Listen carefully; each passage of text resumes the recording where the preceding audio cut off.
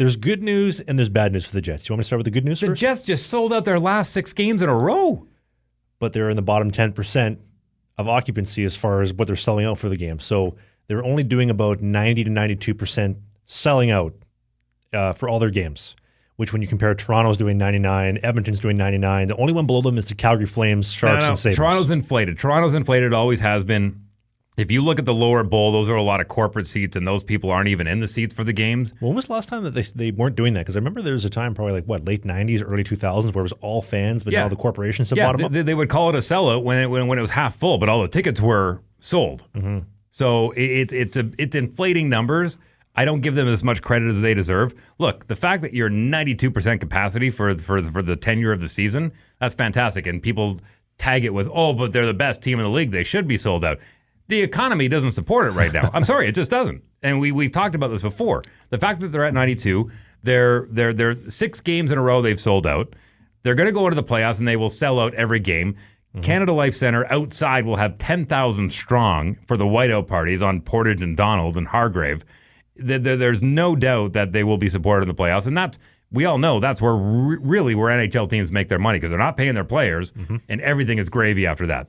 Everything is fine. Why would you rather go to a game outside of Winnipeg? This is the place to be right now. Winnipeg is a bit of a sinking ship. I think Saskatoon and Saskatchewan are on the up and up. No! But I bring this up for one reason.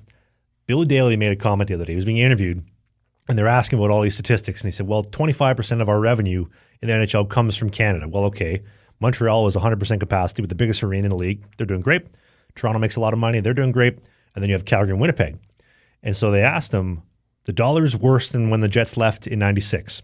It was 72 cents. It's now 68 at the time of recording. What is going to happen with the Jets? And he said, as long as they have a good playoff run, everything should be fine. And he did not look overly optimistic. So if it's, let's say they choke and it's a first-round bounce against the Blues, that doesn't sound overly promising. Nah. Because you have the smallest arena in the league. Look, Buffalo. We brought up Buffalo. Why haven't they left that? What are they at? 48% capacity? They're under 50. They could move that team to Hamilton and save a lot of people that drive. They're not moving the Winnipeg Jets. Sure, but period. Buffalo, it's not happening. But Buffalo's making money in USD. The Jets, although they pay their players and their staff in USD, they're making money in Canadian dollars, which again, 68 cents on the dollar. Do you know how deep David Thompson's pockets are? He's one of the richest men in the world, let alone I think he's one of the top 2 richest men in Canada. Well, isn't it Shipman? I thought Thompson, so basically, wasn't it Thompson? He owned the old Eaton Center, and Shipman's like, I need you to go in with me. And he said, okay, I'll go 50-50, but you're doing all the work. I'm just going to sit here and chill. You're close. They were actually colleagues. They were college buddies, roommates. I don't know what the exact story is, but they knew each other in college. David Thompson was a media mogul. He had a media empire. He's got more money than most of the world.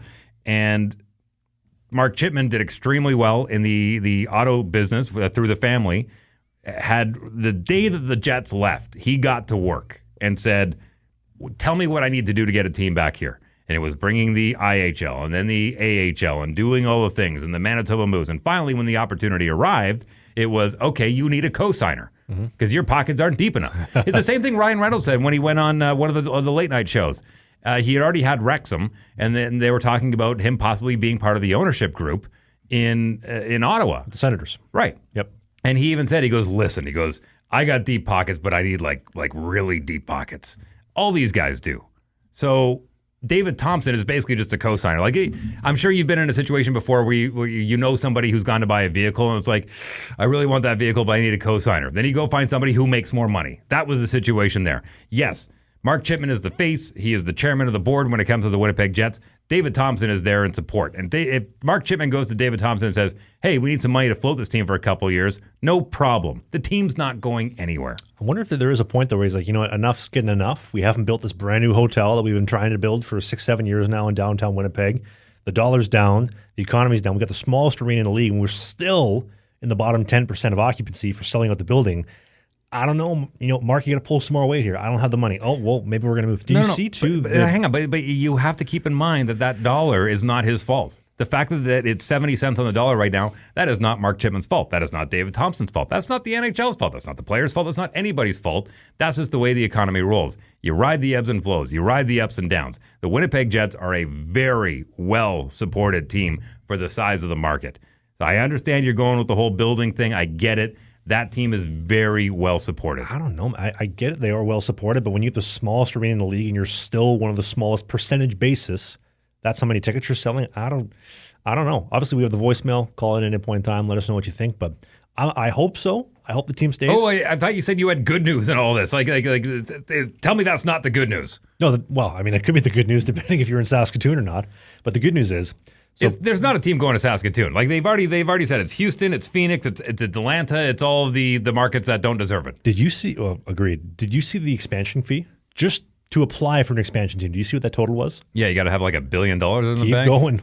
1.5 billion Jeepers, USD, by the way. So that's 2.2 Canadian billion dollars. Wow. And if the Liberals get in 3 weeks, that's going to be $3 billion with how the dollar is going to go after that. But hey, more hockey content. It's might be old, it might be new, it might be a full episode, it might be a half episode, but you can click these boxes because who doesn't like clicking boxes?